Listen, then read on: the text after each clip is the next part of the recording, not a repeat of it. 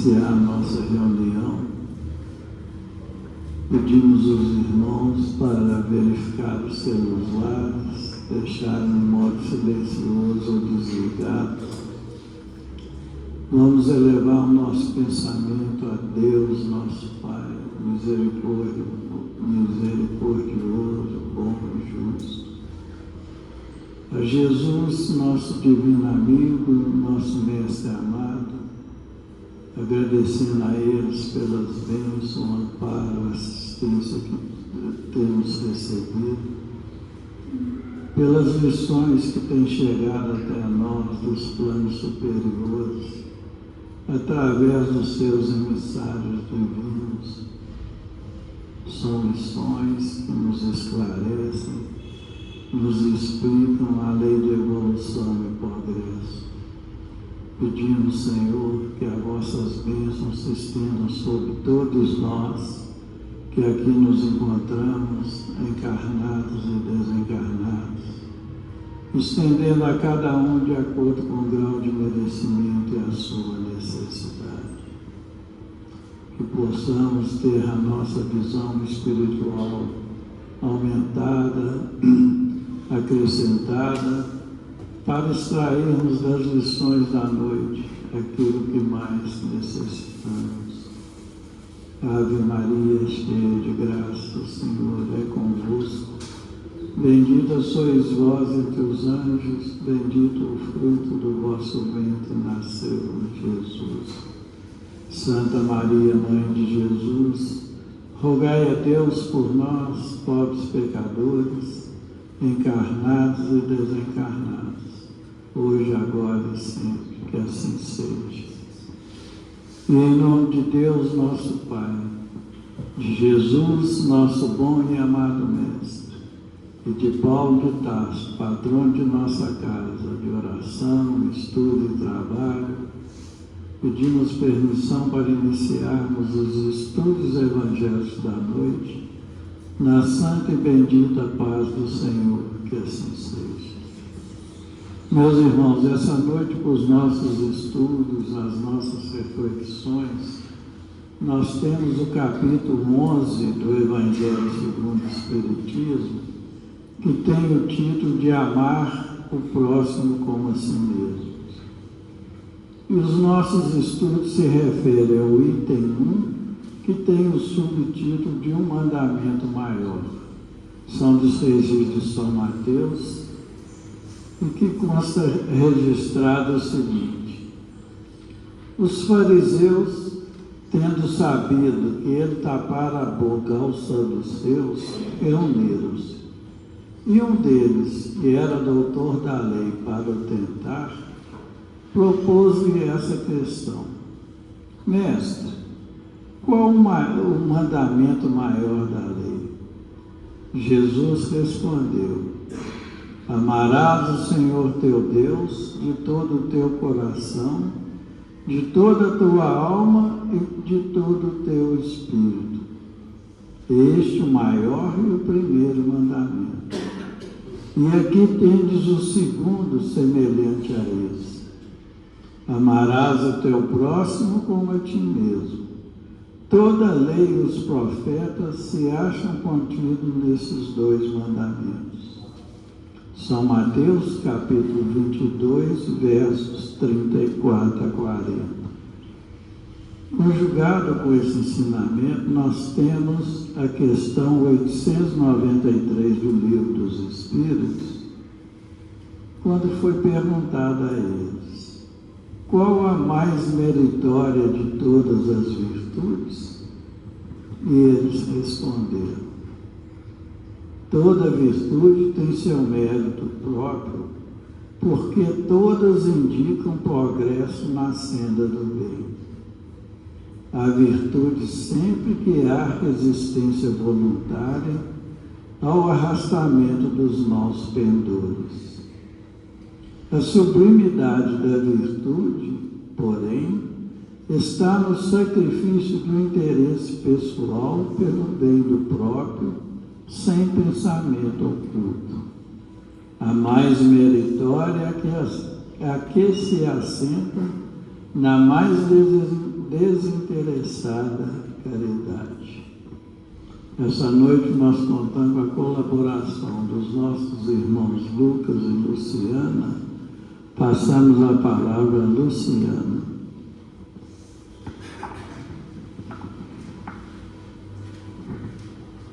Boa noite a todos. Que a paz de Jesus envolva todos nós. Amarás o Senhor teu Deus de todo o teu coração, de toda a tua alma, de todo o teu espírito, com todo o teu entendimento. Eis o primeiro e maior mandamento. Amarás o próximo como a si mesmo. Este é o segundo mandamento. Quando ouvimos essa máxima do Cristo, nós logo pensamos numa palavra-chave que nos chama a atenção: relacionamento. Como está o nosso relacionamento com Deus? A nossa comunhão com Deus? E como é o nosso relacionamento com o nosso próximo? Como nós portamos frente ao nosso próximo? Jesus, ele nos fala sobre a comunhão. No livro Boa Nova, de Humberto de Campos, essa obra belíssima, que deixo aí para quem não conhece, né, como uma obra de estudo que vem retratando, vem falando aqui da vida do Cristo, os passos do Cristo, desde o início, a preparação da terra para receber, para entrar nessa era da Boa Nova, até o fim das mensagens ali do Cristo, aos 500 da Galileia. Humberto de Campos vem trazendo ensinamentos importantes que o Cristo nos deixou. E quando se fala em comunhão, no capítulo 19 dessa obra, em que chama Comunhão com Deus, Jesus, certa feita com João, estava com João conversando. E ele diz a João acerca da comunhão. E ele vai dizer assim: a comunhão da criatura com o Criador é um imperativo da existência. É um imperativo da existência, essa comunhão. E João, ele não entendia muito bem como buscar essa comunhão. E nem mesmo os discípulos, né, como nos diz, eles encontravam dúvidas, tinham questões ali acerca do Pai, como um Pai de amor e bondade. Porque até então o que eles conheciam era um Deus, né, com características aí que podemos dizer humanas, porque se acreditava que Deus, ele trazia ali sentimentos humanos como a vingança, o castigo, né, a raiva, a ira, e que vinha essas ideias de contramão à lei do amor. E Jesus então joga por terra toda essa ideia que existia sobre Deus e traz esse Pai de amor e de bondade, estreitando assim essa comunhão.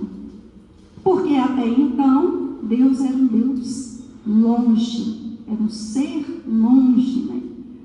Era um ser em que era lembrado através do medo. E Jesus então vem trazer esse Pai amoroso que está aí, né, nos auxiliando em todos os momentos. E quando ele dizia: o reino de Deus está dentro de vós, mostrando aí a proximidade desse Pai conosco. Mas naquela época existia essa dúvida ainda, mas se mudou então, né, a forma de pensar em Deus. Como vou buscar essa comunhão? O que fazer? E Jesus então fala com João acerca da prece, dos instrumentos ali para entrarmos em comunhão. Mas mesmo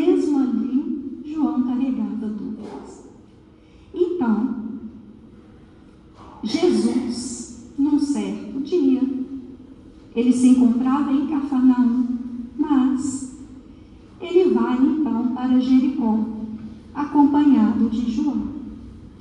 E quando ele fazia então essa excursão, né, a pé, ele olha ali aquela paisagem e percebe uma paisagem árida, uma paisagem ali que não existia muitas árvores, né? As árvores que ele encontrava ali estavam ali curvadas, né?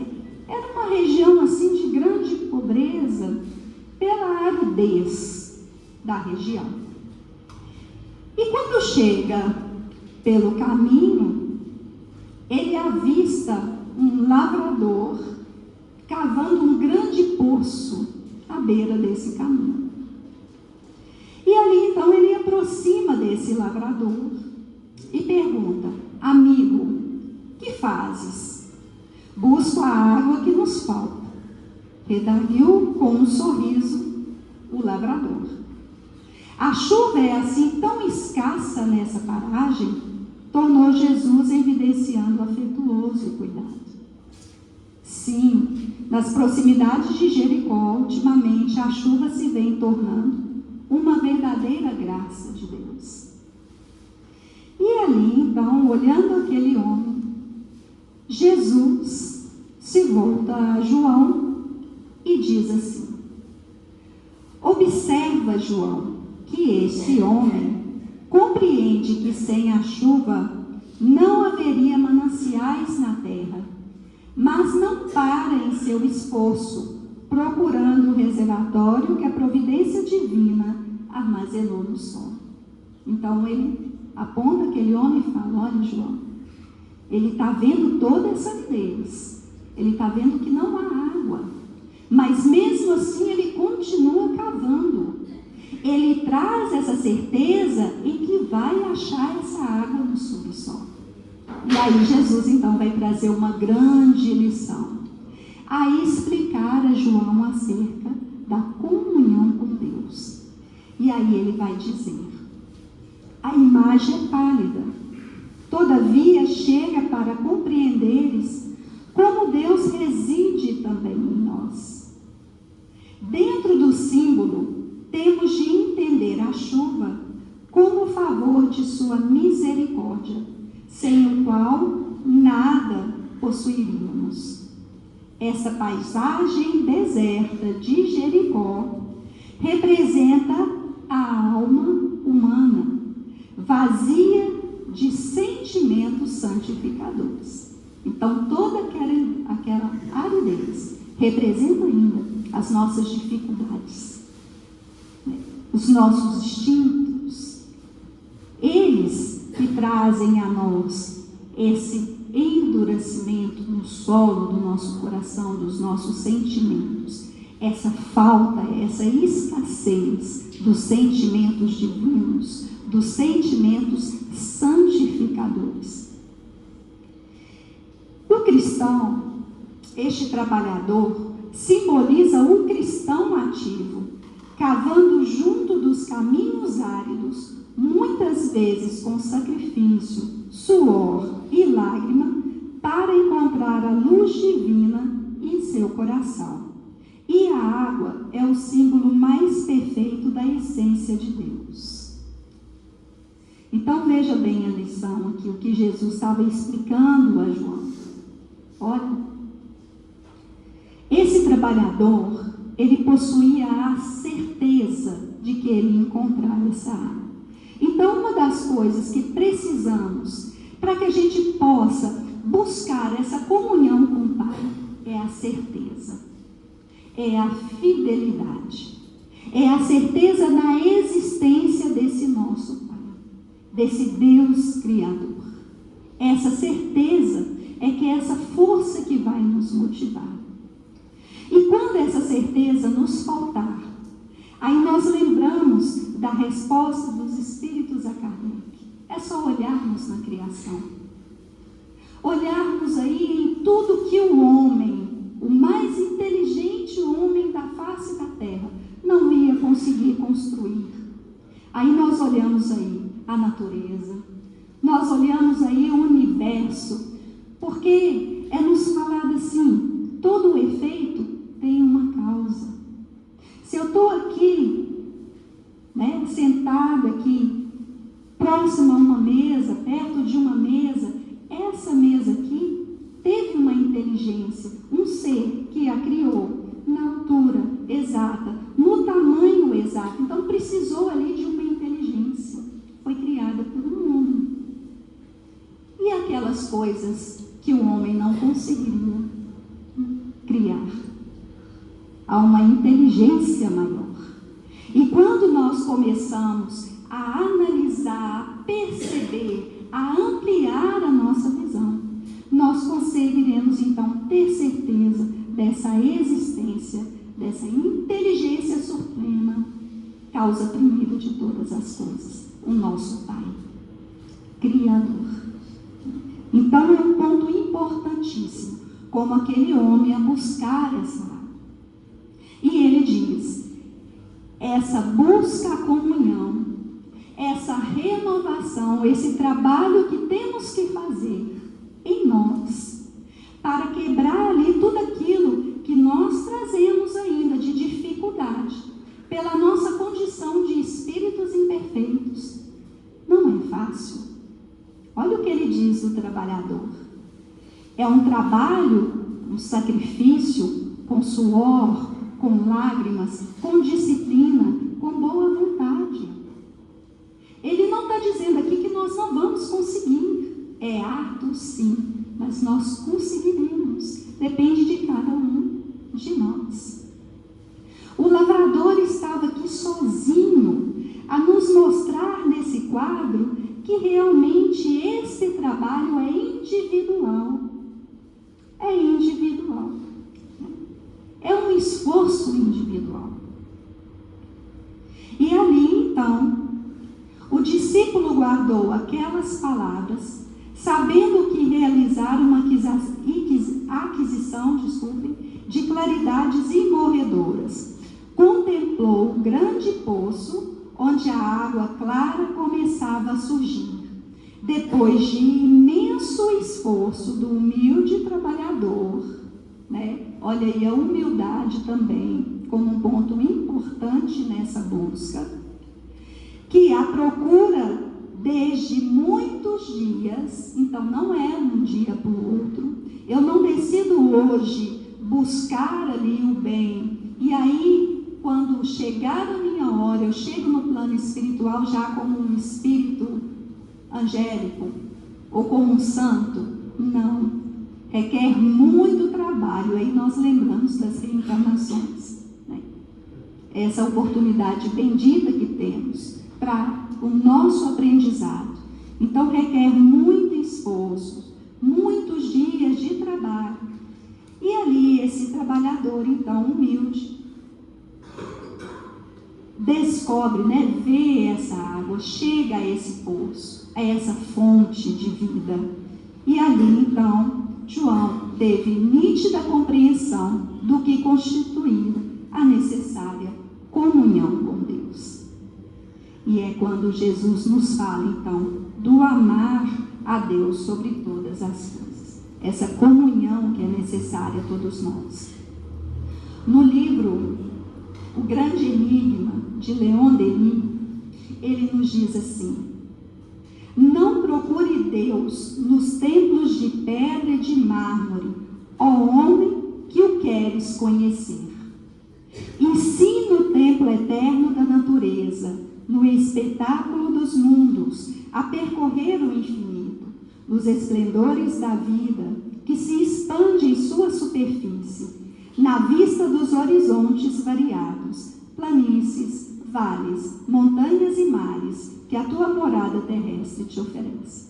Então, Leon Denis está nos convidando, né, ali, a não procurar Deus somente nos templos de pedra, a não achar que Deus, muito se faz assim, associa a ideia de Deus à religião a templo. Então, eu vou num dia, consagro um dia para ir, para buscar, visto uma roupa mais decente, me porto de uma forma mais decente, mas eu saindo daquele momento, daquele templo, eu deixo-me guiar pelas minhas emoções, pelas minhas dificuldades. É como se eu trancasse Deus ali naquele espaço e não o convidasse a participar da minha vida. E ali Leon Denis nos falando, ao homem que quer conhecê-lo, não busque a Deus só nos templos de pedra. E é importante aqui, meus irmãos, pensarmos que ele não está nos dizendo assim que templos de pedra, as igrejas ou os locais em que reunimos não são importantes. São, e muito, porque é nesses locais em que nós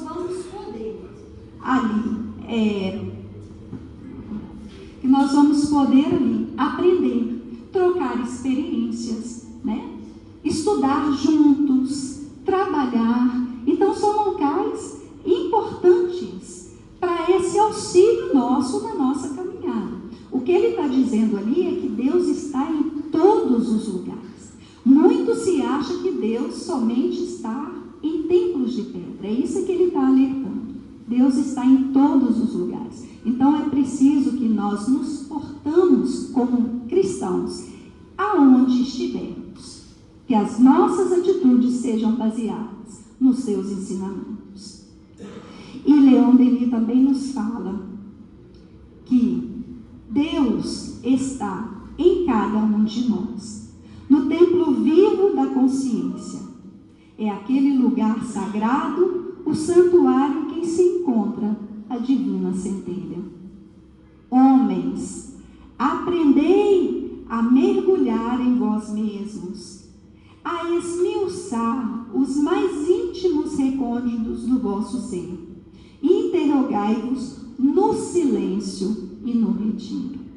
E quando ele diz aqui no silêncio, ele não está dizendo só na falta de barulho. Esse silêncio, nós vamos lembrar aí das instruções de Cristo, quando ele diz: busque a Deus, entre no seu quarto em segredo, e em segredo busque o vosso Pai. Então é esse olhar para dentro de nós, esse silêncio que Leon Denis nos convida, para que possamos refletir, é esvaziar a nossa mente, é saber calar os nossos impulsos, saber calar a nossa mente, para poder ouvir as intuições que nos chegam do plano espiritual, daqueles que querem nos auxiliar, até mesmo a compreender essa comunhão com o Pai.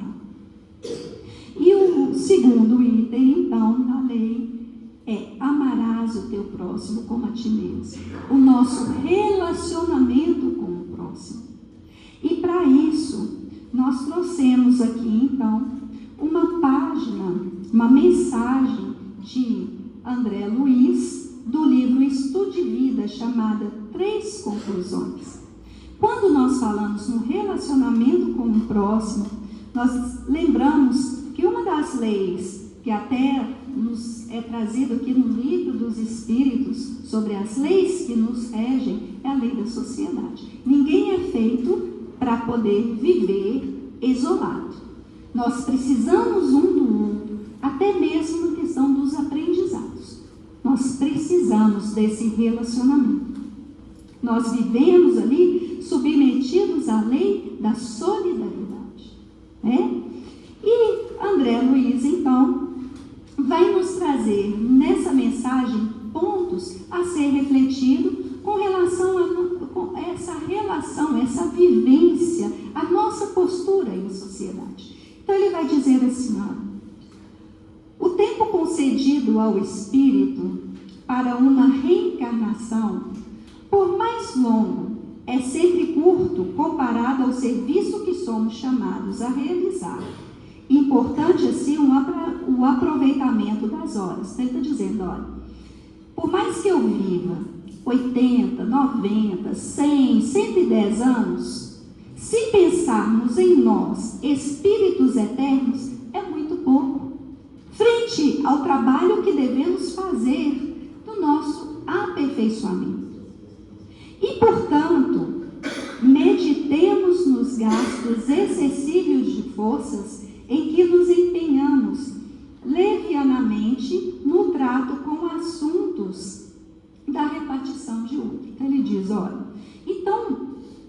nós possamos aproveitar ao máximo o nosso tempo. E uma das coisas é que venhamos a meditar na questão em que muitas vezes nós ali cometemos, e ele traz levianamente, de uma forma irresponsável, porque muitas vezes nós esquecemos ali da orientação do Cristo sobre o julgamento, né? Não julgueis, isso não nos cabe. E muitas vezes nós esquecemos dessa orientação e perdemos um tempo precioso a olhar o que precisa ser modificado em nós para estar vigiando a vida do outro, para estar julgando as atitudes do outro. E é isso que ele está dizendo. Então, que nós podemos gastar esse tempo de uma forma mais útil, pensando nas nossas ações. E ele diz: quantos milhares de minutos e de frases esbanjamos por décadas, sem a mínima utilidade, ventilando temas e questões que não nos dizem respeito. Para conjurar essa perda inútil, ou seja, para extinguir, para tirar de nós, né, esse hábito inútil, reflitamos em 3 conclusões de interesses fundamentais. Então, ele vai trazer ali 3 pontos para nos auxiliar a meditar na nossa postura. O primeiro ponto: o que os outros pensam. E ele vai dizer: aquilo que os outros pensam é ideia deles. Não podemos usufruir a cabeça para imprimir-lhes as inspirações ou interpretações que são capazes diante da vida. Um indígena, ele vai dar um exemplo. Um indígena e um físico contemplam a luz mantendo conceitos absolutamente antagônicos entre si, diferentes entre si. Se você chega para um físico e fala assim: me fala sobre a luz, ele vai te falar sobre reflexão, sobre refração, sobre ondas eletromagnéticas, e aí por aí vai. Se você chegar a um indígena e perguntar para ele sobre luz, ele vai falar com você que é algo que vai iluminar o ambiente, que é muito útil, e muitas vezes associar essa questão da luz até com o divino. Então são pontos diferentes e que devem ser respeitados. E aí nós lembramos, cada um está num grau de evolução, né? Cada um, e nós devemos respeitar isso. Não queremos impor que o outro pense ou que haja como nós. E aí ele diz: acontece o mesmo na vida moral. Precisamos nutrir o cérebro de pensamentos limpos. Então, a nossa obrigação é mantermos a saúde mental, pensamentos limpos. Mas não está em nosso poder exigir que os semelhantes pensem como nós. Não podemos exigir que o outro pense como nós, né? Então, esse é o primeiro ponto. O segundo ponto que ele vai trazer: o que os outros falam. Aí ele vai dizer: a palavra dos amigos e adversários, dos conhecidos e desconhecidos, é criação verbal que lhes pertence. Expressam-se como podem e comentam as ocorrências do dia a dia com os sentimentos dignos ou menos dignos de que são portadores. Aí nós lembramos, né, quando Jesus diz: a boca fala do que está cheio o coração. Cada um vai falar ali da sua experiência, da sua maturidade. Cada um está num grau diferente. Novamente, batendo nessa tecla, a questão do respeito. E aí ele diz: efetivamente, é dever nosso cultivar a conversação criteriosa. Então, é nosso dever, como cristãos, né? Nós que estamos aqui buscando melhorar, então ter esse cuidado, essa conversação criteriosa, ter o bom senso, a ponderação, que a nossa palavra, que os nossos verbos seja para trazer esperança, para para auxiliar o outro, para trazer informações boas, e não para criar ali confusão, fofocas, né? Trazer ali situações difíceis, trazer entristecimento ao outro. Então, que saibamos usar a nossa conversação, né, de uma forma respeitosa. Contudo, não dispomos de meios para interferir na manifestação pessoal dos entes que nos cercam, por mais caros que sejam. Então, a gente não pode interferir da forma que o outro, né? Ou simplesmente o outro está falando, não, você está falando besteira. Não, fica calado. Isso aí que você está falando é besteira. Isso é uma forma descaridosa. Você pode, sim, se ver que está muito equivocado, até através da sua conversa, de uma história boa, de uma mensagem, levar ele a refletir nas ideias, na forma dele estar falando, mas sempre de uma forma caridosa, né? Solidária, e não de uma forma, como ele diz aqui, né? Interferindo ou trazendo situações ali difíceis ao outro, né? E o terceiro ponto, então, que ele vai levantar, é o que os outros fazem. A atividade dos nossos irmãos é fruto de escolha e resolução que lhes cabe. Sabemos que a sabedoria divina não nos criou para cópia um dos outros. Somos seres individualizados, né? Cada consciência é domínio à parte. Então, nós trazemos conosco o livre-arbítrio, e ele precisa ser respeitado. Deus nos respeita, a espiritualidade maior respeita o nosso livre-arbítrio. Então, nós não podemos querer que o outro haja de acordo com o que nós achamos que deve ser, né? Temos que respeitar ali, há um limite, e deve ser respeitado.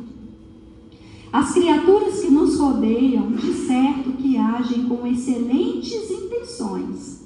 Então, vejam bem, muitas vezes a pessoa age, traz ali de uma forma equivocada, mas para ela está agindo bem. É a experiência, a vivência, a maturidade.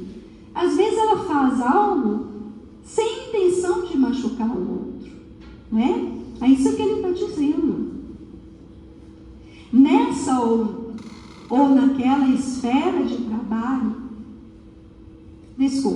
as criaturas que nos rodeiam, de certo, agem com excelentes intenções, nessa ou naquela esfera de trabalho. E se ainda não consegue compreender o mérito e a sinceridade do serviço ao próximo, isso é problema que lhe compete e não a nós. Fácil deduzir que não podemos fugir da ação nobiliante a benefício de nós mesmos. Essa ação nobiliante é esse comportamento que nos eleva. Nós não podemos fugir dele, né? Nós temos que analisar em nós o que precisa ser mudado, pensar em nós. E quando nós agimos, nós nos portamos dessa forma, respeitando o nosso próximo, buscando melhorar em nós o que precisa ser melhorado. Essa é a orientação que Cristo nos dá. Amar a Deus amar o próximo como a si mesmo. E esse a si mesmo é justamente esse trabalho que fazemos de renovação. Quando nós estamos nos amando, nós estamos cuidando também do nosso espírito. Não é só cuidar do nosso corpo. Eu me amo. Aí eu vou olhar a minha saúde, eu vou na academia, eu vou me cuidar, mas externo. E o interno, eu estou cuidando? Como é que está o meu interno? O que eu estou alimentando o meu espírito? Isso é o amar a nós mesmos, né? E quando nós escolhemos nos proceder, né, analisando esses pontos que André Luiz nos traz, o que os outros fazem, o que os outros pensam, o que os outros falam, e começamos a pensar o que eu estou falando, o que eu estou pensando e o que eu estou fazendo, eu também estou me amando.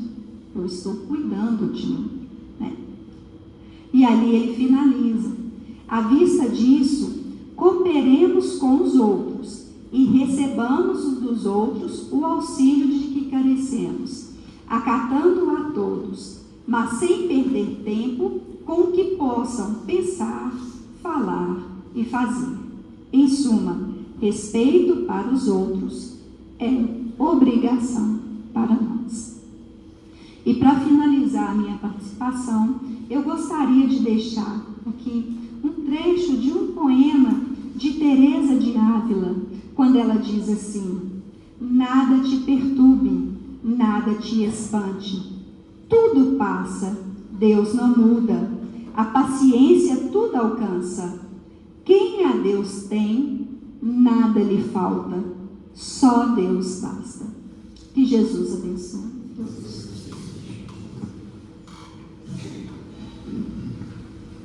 Meus prezados irmãos, boa noite a todos. Nós vamos agora dar continuidade no nosso estudo dessa noite.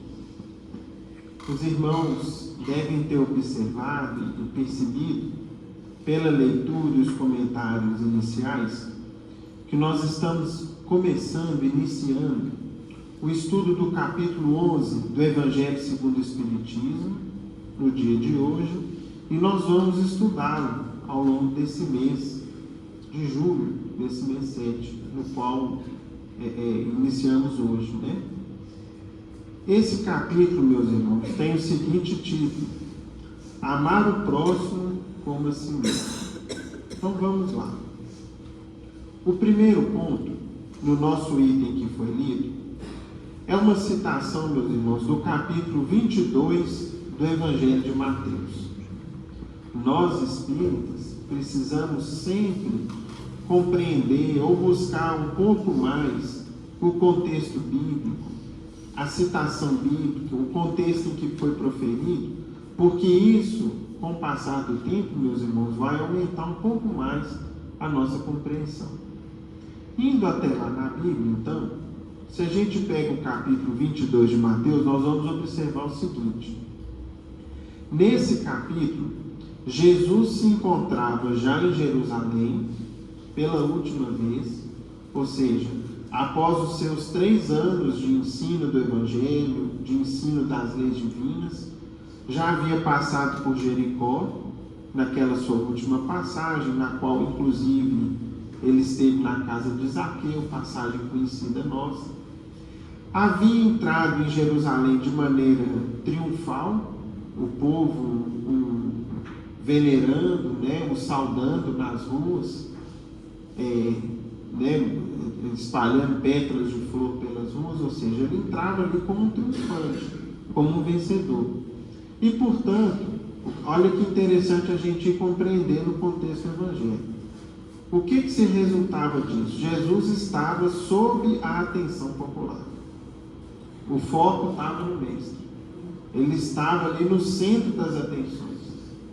E justamente em decorrência disso, isso incomodava os religiosos da época, os partidos dominantes da época, entre eles especialmente os fariseus, mas também até mesmo partidos minoritários, segmentos religiosos minoritários do judaísmo, que eram, por exemplo, os saduceus. Nesse capítulo 22 do Evangelho, o que nós vamos ver, meus irmãos? Nós vamos ver uma sequência de tentativas de colocar Jesus em contradição. Ou seja, ele estava no centro das atenções. Se em algum momento ali ele se contradissesse ou dissesse algo contraditório ou incoerente, ou que ferisse o interesse popular ou dos romanos, enfim, eles se utilizariam daquilo para vir em cima do Cristo, né, apontando ali uma imperfeição que eles supunham achar e que não iam achar. E aí o que aconteceu nesse capítulo? Primeiro os fariseus procuraram Jesus. Tentaram colocar Jesus contra o povo ou contra os romanos, perguntando para o Cristo se devia ou não pagar o imposto. Aí Jesus, com toda a sabedoria, fez o quê? Cadê a moeda que vocês utilizam para pagar o imposto? Está aqui, mestre. O que você vê na moeda? A esfinge, né? O rosto de César. Então, dai a César o que é de César e a Deus o que é de Deus. Primeira tentativa frustrada dos fariseus. Logo em seguida, vem os saduceus. Para a gente entender, meus irmãos, fica aqui uma referência. Eu gostaria de compreender um pouco melhor isso. Quem eram os fariseus, os saduceus? Procurem a introdução do Evangelho segundo o Espiritismo, que lá tem pequenos artigos resumidos, mas muito ricos de informação, que vão nos explicar para que a gente entenda melhor esses episódios bíblicos, que são citados também no Evangelho segundo o Espiritismo. Os saduceus então procuram Jesus. Eles eram uma espécie de materialistas da época. Eles acreditavam em Deus, mas só para poder fazer uma vida material farta, só para isso. Não acreditavam em vida após a morte, nem em existência da alma. Para eles morreu, acabou, como se fosse um materialista hoje em dia. Eles então tentaram colocar Jesus em contradição e foram mal sucedidos também.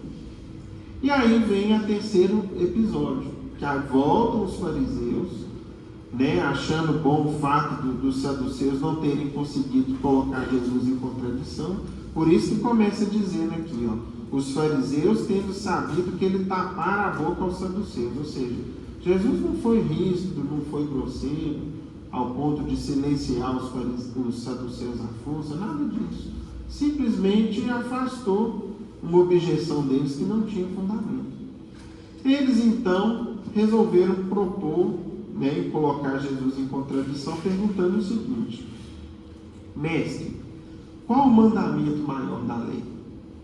E fazia sentido, meus irmãos, essa pergunta, porque Jesus havia durante 3 anos, a cada dia, a cada hora, a cada minuto, dado lições valiosíssimas. Qual o conteúdo do que o Cristo explicou e deixou para a gente?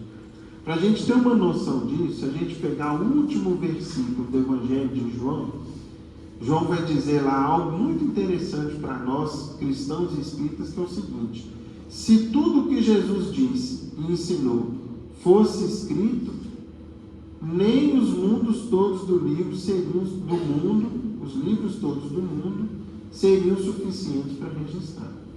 Cada pequena atitude, cada pequeno gesto do Cristo era uma lição, era o tempo inteiro. O mestre era perfeito, né? Então, eles perguntaram, como se fosse o seguinte: de tudo que o Senhor ensinou, o que é o mais importante? O que se destaca? E aí Jesus respondeu: amarás o Senhor teu Deus de todo o teu coração, de toda a tua alma, e o próximo, que seria o segundo mandamento, amarás o teu próximo como a ti mesmo. Toda a lei e os profetas se acham contidos nesses 2 mandamentos. Então, se algum dia a gente se deparar com alguém que nos pergunte o seguinte: qual o resumo do cristianismo? Ou o resumo das leis divinas? Ou o resumo do que o Cristo ensinou?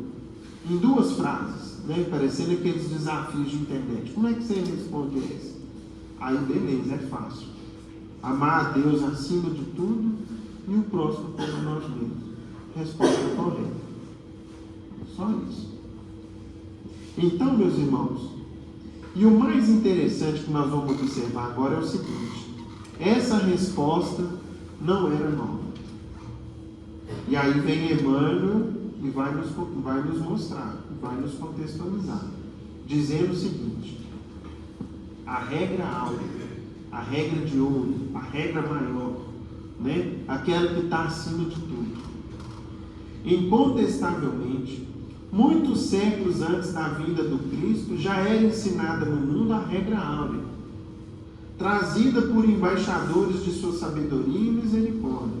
Ou seja, antes da vinda de Jesus, nós tivemos no nosso planeta muitos missionários, representantes, embaixadores do Cristo, que vieram ensinar essa lei maior, essa regra áurea.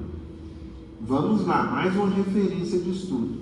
Se a gente quiser compreender o trabalho de coordenação de Jesus no processo de evolução planetária e como que todas as correntes filosóficas e religiosas do mundo, no fundo, derivavam da sabedoria do Cristo, que enviou nos mais distantes rincões representantes missionários, homens e mulheres, para ensinar essas lições, nós podemos estudar, meus amigos, o livro A Caminho da Luz, de Emmanuel.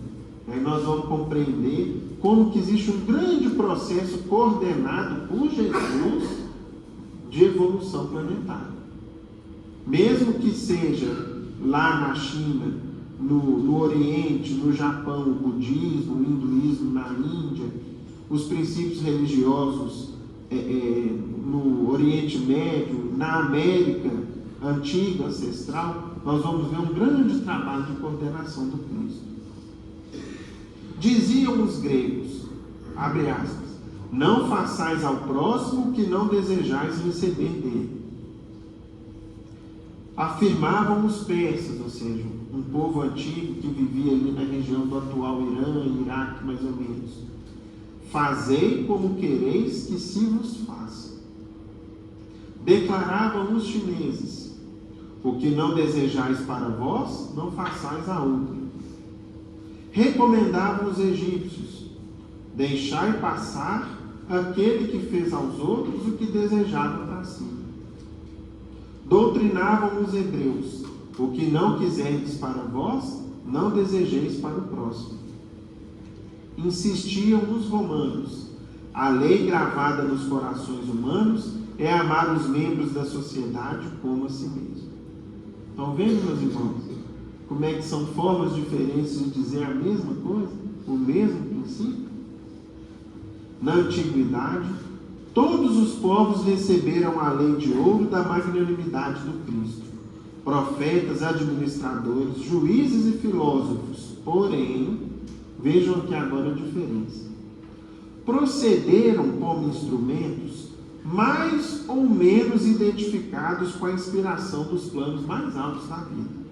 Ou seja, esses missionários muitas vezes foram inspirados pela esfera superior, mas em alguns momentos deixaram extravasar os seus próprios pontos de vista, as suas próprias imperfeições, incutindo algumas imperfeições no meio de algumas verdades. Suas figuras apagaram-se no recinto dos templos iniciáticos ou confundiram-se na tela do tempo em vista de seus testemunhos fragmentários. Com Jesus, porém, a regra áurea é a novidade divina, porque Jesus a ensinou e exemplificou. Não com virtudes parciais, mas em plenitude de trabalho, abnegação e amor, a claridade das praças públicas, ou seja, não era isolado numa torre elevada, num castelo distante, numa caverna no meio da natureza, revelando-se aos olhos da humanidade como um todo. Então, meus irmãos, não é à toa que no finalzinho do Evangelho de João também, o Cristo acrescenta à lei áurea, a regra áurea, o seguinte: amai-vos uns aos outros como eu vos amei. Aí a gente compreendeu o que é o padrão do amor do Cristo. Porque normalmente, até mesmo hoje em dia, a gente vai se deparar com o seguinte: o que é o amor? Às vezes uma pessoa fala, eu amo muito ciclano, beltrano, por quê? De repente é uma pessoa que satisfaz todos os caprichos, os anseios, os desejos que a pessoa tem. Só que o amor do Cristo, meus irmãos, é um padrão diferente de amor. E é isso que nós vamos compreender daqui por diante. Antes da gente aprofundar nisso, a gente vê, por exemplo, no Livro dos Espíritos, o caminho daquilo que nós vamos compreender e vamos compreendendo já por meio da doutrina espírita. Qual a mais meritória de todas as virtudes? A pergunta que foi lida. Todas as virtudes têm seu mérito, porque todas são sinais de progresso no caminho do bem. A virtude sempre que há resistência voluntária ao arrastamento dos maus pendores. Vejam esse conceito que interessante. O que é virtude? É quando eu consigo, de maneira consciente e por efeito da minha vontade pessoal, evitar algo que eu não devo fazer. Vem uma sugestão, faz isso, opa, não posso fazer isso. Não me convém, isso eu não devo fazer. Iniciou-se ali a construção de uma virtude. né? Alguém me ofende, aí vem a tendência o seguinte: passa assim, retruca, né? Que desaforo, fala com ele do mesmo jeito que ele está te falando.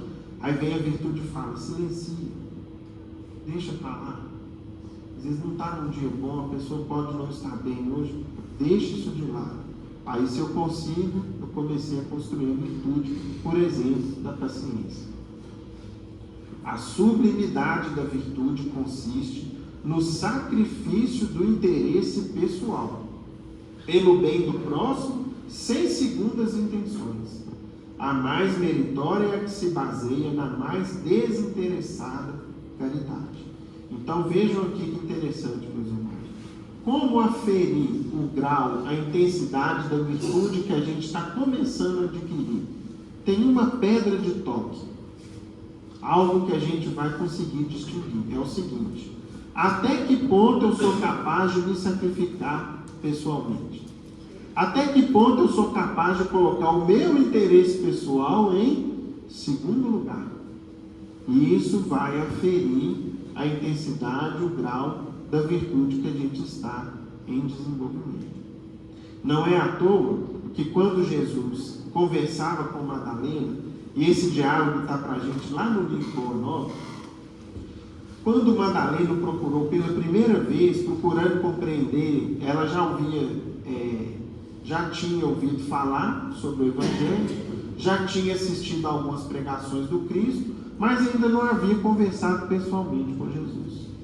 E o Cristo então vai ensinar a Madalena a respeito do amor o seguinte: quem verdadeiramente ama, conhece a renúncia suprema a todos os bens do mundo e vive feliz, na sua senda de trabalhos para o difícil acesso às luzes da redenção. Ou seja, qual que é o sinônimo de amor? O tanto que eu consigo me sacrificar ou renunciar aos bens do mundo, o meu conforto, o meu dinheiro, as minhas posses, o meu tempo, a minha reputação, os meus títulos, em benefício da paz, da alegria, do bem-estar de alguém. O amor sincero não exige satisfações passageiras, que se extinguem no mundo com a primeira ilusão. Trabalha sempre, sem amargura, ou seja, sem se queixar, e sem ambição, com as alegrias do sacrifício pessoal. Só o amor que renuncia sabe caminhar para a vida suprema. Aí Madalena, para compreender ainda melhor, voltou nesse ponto e perguntou: só o amor pelo sacrifício pode saciar a sede do coração? Jesus responde: somente o sacrifício contém o divino mistério da vida. Viver bem é saber sacrificar-se. Ou seja, nós nos esquecer o nosso interesse pessoal em benefício da paz, da alegria, do conforto, da tranquilidade, ou de enxugarmos as lágrimas de quem está à nossa volta.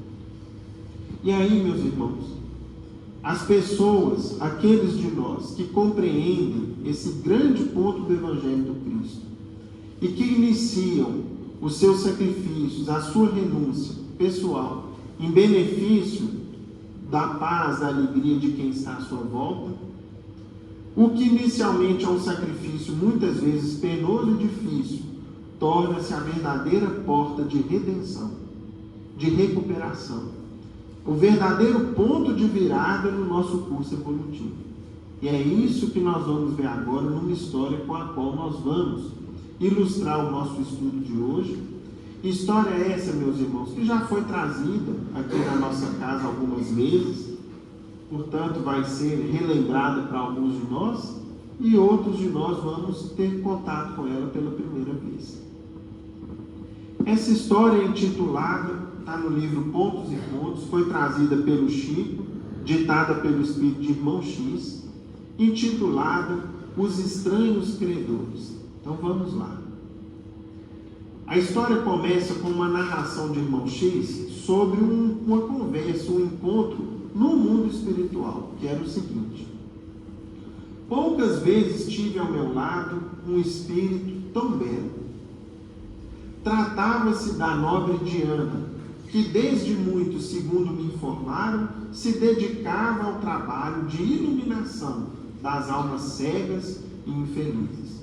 Ou seja, certa feita, irmão X encontrou-se com um espírito que ostentava, né, a forma feminina e era chamada por Diana, e ela era de uma beleza sublime, de uma elevação que talvez ele não soubesse ali mensurar. Tamanha irradiação de luz, tamanha beleza que ela ostentava. E qual que era o trabalho ao qual ela se dedicava, meus irmãos? Ela descia as regiões espirituais onde existia maior grau de sofrimento para socorrer os espíritos mais infelizes, mais desditosos. Demorava-se longas semanas no abismo. Acendia luz evangélica entre gemidos e sombras. Ao contrário de muitos espíritos evoluídos, resistia heróica ao peso de uma atmosfera baixa e insuportável, porque o clima espiritual é muito pesado nas regiões de sofrimento mais intenso. Inúmeros criminosos rendiam-se à sua palavra persuasiva e maternal. Nunca falava como quem reprova condenando, mas como quem esclarece amando em nome de Deus. Certo dia, visitou-nos o grupo em elevada tarefa. Ouvia falar sobre grandes teses humanas, deslumbrando-me com a sabedoria que lhe vibrava em cada definição. Então, feita essa apresentação, e aqui avançando um pouquinho na página, porque ela é um pouco mais extensa, e depois a gente pode ir, né, a integralidade do texto procurando o livro pontos e pontos. Conta então o irmão X que eles, logo após a sua palestra, a sua exposição, ela passou a conversar em particular com ele e com outros espíritos que estavam lá presentes. Ao que ela dizia o seguinte: sim, meu amigo, num impulso espontâneo de minha consciência, ofereci 50 anos de trabalho aos nossos irmãos das zonas mais baixas da vida e não me envergonho de explicar-lhe a razão de meu gesto. Então é o seguinte, olha, o que me trouxe à presente condição foi um dia, no passado, eu ter dedicado 50 anos da minha existência aos irmãos mais infelizes dessas regiões espirituais. E aqui ela vai começar a contar o detalhe, dizendo o seguinte: pois bem, confesso que pertenci à classe das piores mulheres que já existiram nos círculos do planeta. O ciúme, o egoísmo e a vaidade eram o meu trio de verdugos cruéis. Então ela começa dizendo aqui o seguinte: olha, você não imagina a mulher que eu era. Eu tinha um problema seríssimo, dizia ela, com o ciúme, com o egoísmo e com a vaidade. Voltei à carne, ou seja, eu reencarnei muitas vezes, somente para atacar o ciúme fulminante. Recebi a oportunidade de 9 encarnações sem resultado eficiente. Ou seja, eu programava a minha vida, reencarnava para combater o ciúme, para ser menos ciumento, para deixar o ciúme de lado. Por 9 vezes reencarnei, voltei, não consegui. Para combater o egoísmo e a vaidade, regressei ao corpo físico muitas vezes, falhando nas mais pequeninas promessas. Sempre a repetição do movimento vicioso. Envenenava meu companheiro pelo ciúme, destruía o lar pelo egoísmo e perdia os filhos através da vaidade. Amigos dedicados seguiam-me carinhosos do plano espiritual, estendendo-me braços fraternais. Entretanto, fracassei todas as vezes. Valia-me da bênção do esquecimento na reencarnação para perpetrar novos erros e espezinhar as sagradas leis. Ou seja, ela reencarnava para combater o ciúme, a vaidade, o egoísmo. Chegava aqui, esquecia o passado espiritual dela. O que acontecia? Repetia os mesmos erros. O tempo, contudo, foi passando, implacável. E meus antigos benfeitores espirituais foram se distanciando, elevados a regiões menos densas. Ou seja, imagine, meus irmãos, um aluno que vai tomando bomba na escola, uma atrás da outra. Daí a pouco os conhecidos, os amigos dele vão o quê? Vão formando, vão saindo da escola, deixam de conviver. Assim aconteceu com ela na escola evolutiva. Todas as almas amigas contemporâneas foram fazendo o seu dever de casa, passando nas provas, tirando notas boas, ou pelo menos ficando na média, foram passando de ano. Foram para mundos mais evoluídos, para outras regiões espirituais, e o que foi acontecendo com ela então? Foi ficando sozinha. Quando me vi irremediavelmente sozinho, experimentei intraduzível pavor e amargoso desânimo.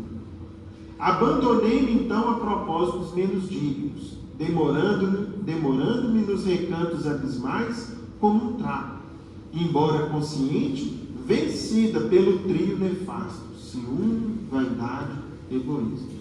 Então ela então se revoltou, e isso fez com que ela então se estacionasse de vez numa região de muito sofrimento no mundo espiritual. Aconteceu, no entanto, um dia em que fui visitada por uma nobre missionária do bem, que me contou carinhosamente o seu caso pessoal. Esteve na mesma posição degradante em que eu estava, mas superou os obstáculos, utilizando o concurso de espíritos muito infelizes, com a ajuda de irmãos nossos em profundos desequilíbrios da alma. Vamos ver como. Depois de aventuras extravagantes, no curso das quais foi invariavelmente derrotada, voltou à Terra aquela entidade superior. Voltou à Terra na qualidade de mãe de filhos monstruosos, e tão difíceis lhe foram os testemunhos de abnegação, que chegou ao admirável triunfo sobre a tríade tenebrosa, dominando o ciúme, o egoísmo e a vaidade, no curso de 70 anos de sacrifício incessante. Vamos aqui explicar, meus irmãos, brevemente o seguinte.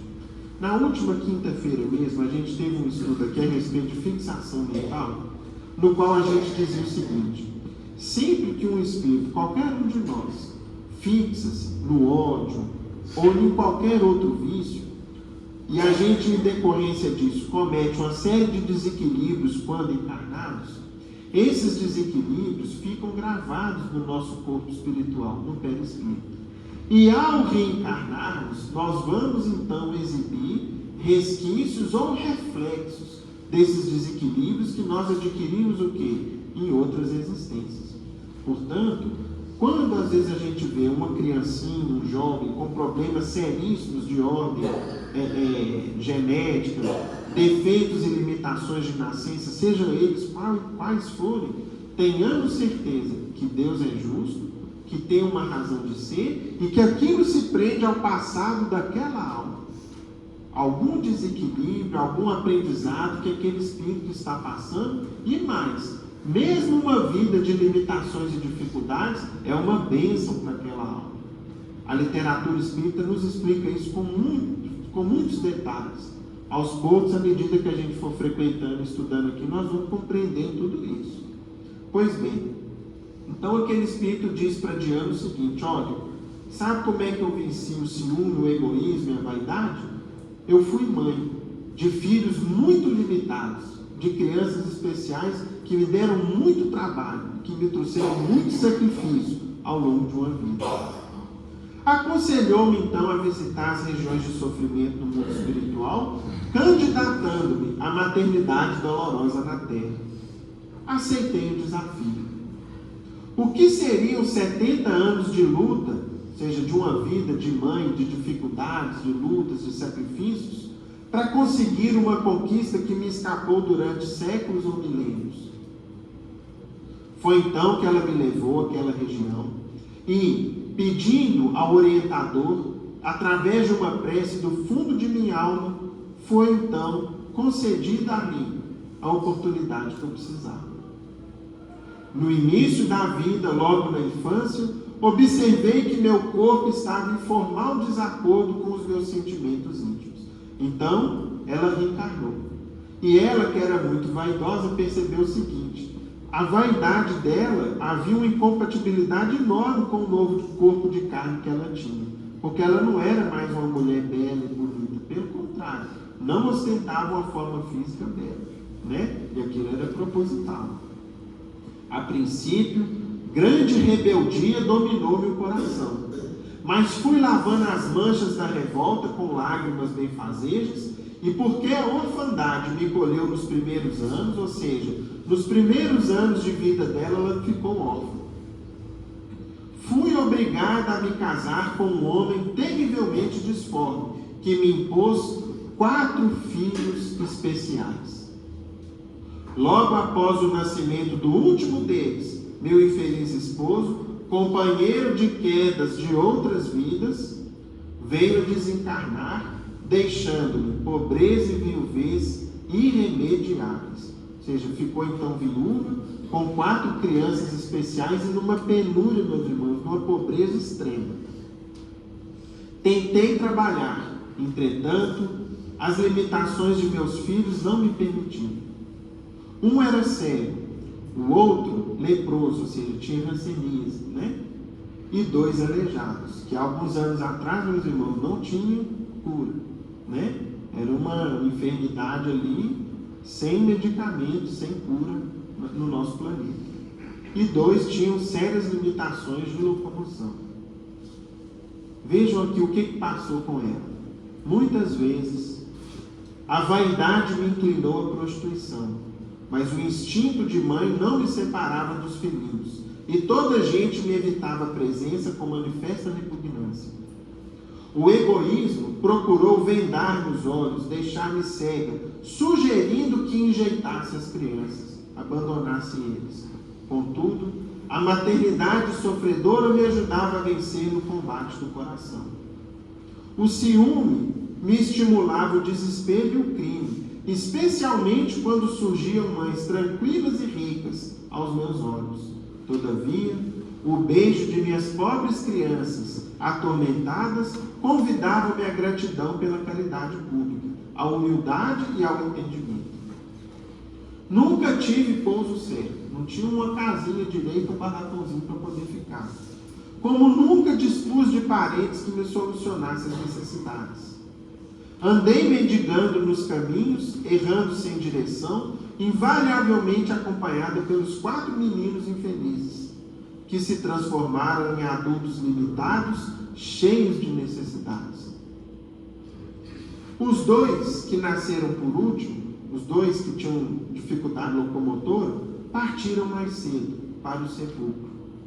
O leproso desencarnou algum tempo depois, e o cego andou comigo por mais de 40 anos. Suportei sede, fome, privações, conheci de perto enfermidade e aflição, com os filhos amargurados, agonizantes ou insepultos. Ao completar, porém, 70 anos de idade, achava-me liberta do trio maldito. Conseguiu finalmente expulsar dela o egoísmo, o ciúme e a vaidade. A morte surpreendeu-me totalmente renovada, e com as bênçãos divinas pude cantar meu cântico de vitória. Diana então silenciou-se sob a nossa viva emoção. Então todos vendo silêncio absoluto, todo mundo tocado pela situação pessoal dela. A sublime narrativa revelava nova interpretação da luta terrestre. Ou seja, o que é uma vida de luta, de sacrifício, dificuldade de toda ordem? Às vezes, meus irmãos, é a grande batalha de redenção da alma, do espírito. Ante a quietude ambiente, concluiu então Diana com vibrante expressão: conforme vocês observam, sou devedora insolvável para com os nossos irmãos do purgatório escuro. Em companhia deles na reencarnação terrestre, ou seja, por ter me sacrificado por amá-los, é o conceito do amor do Cristo.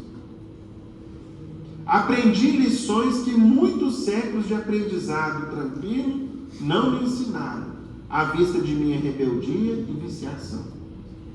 E tão grande é a minha alegria, e tão bela a minha noção de vitória individual que, se eu rastejasse nas trevas por alguns milênios, a fim de agradecê-los e servi-los, não lhes pagaria, em hipótese alguma, o que lhes fiquei a dever para a eternidade. Que Jesus nos ampare, nos abençoe a todos.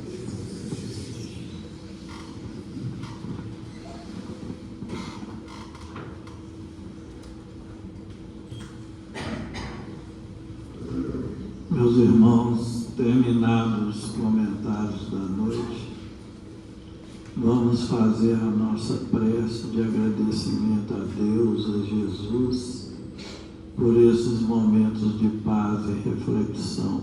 Pedimos ao nosso irmão Paulo de Tarso que nos faça a prece. Amado Mestre Jesus, neste momento elevamos o pensamento até vós para agradecermos a oportunidade de mais uma noite aprendendo, ouvindo os ensinamentos tão preciosos para todos nós.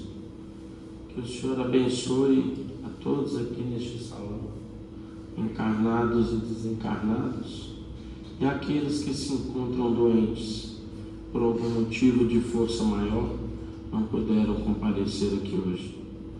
Pedimos que nos dê força, que nos dê ânimo diante das dificuldades e que nunca esqueçamos que o amor do nosso Senhor Jesus Cristo, Ele é muito grande. Quando Ele disse ao apóstolo Simão Pedro, pedindo ele licença após o seu martírio da morte física, que ele se encontrava nas esferas superiores com o Senhor, ele pede licença a Simão e diz que ele precisaria ir, porque enquanto apontando o dedo para a Terra, para o nosso planeta Terra, dizendo que enquanto houvesse um gemido de dor, clamando a sua presença, ele estaria presente.